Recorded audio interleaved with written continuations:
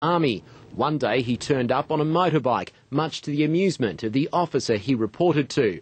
That same officer said he was totally shocked when he later learnt that Monis was responsible for the Lindt Cafe siege. The inquest continues. Carl Herr, ABC News. Training for police cadets on the risks of developing post-traumatic stress disorder is under fire for being woefully inadequate. The confidential training sessions obtained under Freedom of Information depict the cartoon cat Garfield sleeping on a pillow alongside drawings of other animals. The widow of a police officer who committed suicide says the slides are juvenile, and the police minister has promised to review the teaching methods. Lorna Knowles has this exclusive report. Tom Galvin was proud to be a policeman, but his wife Kimberly says the horrors he witnessed slowly took their toll. He'd always suffered nightmares, but towards the end the nightmares were so bad that they were leaving holes in the walls from headbanging during the night. It was the suicide of a teenage boy that finally broke him. Tom Galvin committed suicide in July 2013. He came home, and before I got home from work he sent a message and just said, "I'm out of here," and turned off his phone. Police are more prone than the general population to die of suicide.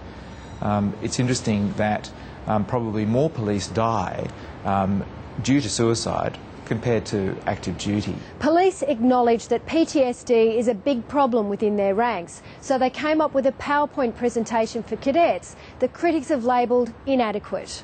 The training slides, obtained by the New South Wales Greens under Freedom of Information, feature cartoons of Garfield the cat and a cow under the heading Draw a Cow. I think they're juvenile. They're not sophisticated enough in mental health. You've got to ask yourself, is this a serious effort by the New South Wales Police Force to prepare police for the psychological trauma and stress and potential post-traumatic stress disorder that they may well suffer doing their really tough job on the streets of New South Wales? I think a look at it shows that there may be better ways that we could express the training. New South Wales Police Minister Troy Grant is no stranger to PTSD. As a young police officer, he developed the disorder after being savagely bashed by a group of men. I've been to the depths of despair myself. I know how deep the hole can get. I know how dark it can get around you. But there is hope. You just need to trust that there is the appropriate support, professional support out there. Mr Grant says the slides are only part of the training provided to cadets, but are under review. Everyone knows that it's tough being a cop at times and what you face, and we're getting better at equipping our police to handle those situations and putting support around them, but there's still more to do. The Deputy Premier says he's also working with the Police Commissioner to improve the treatment of retired officers with PTSD. Lorna Knowles, ABC News.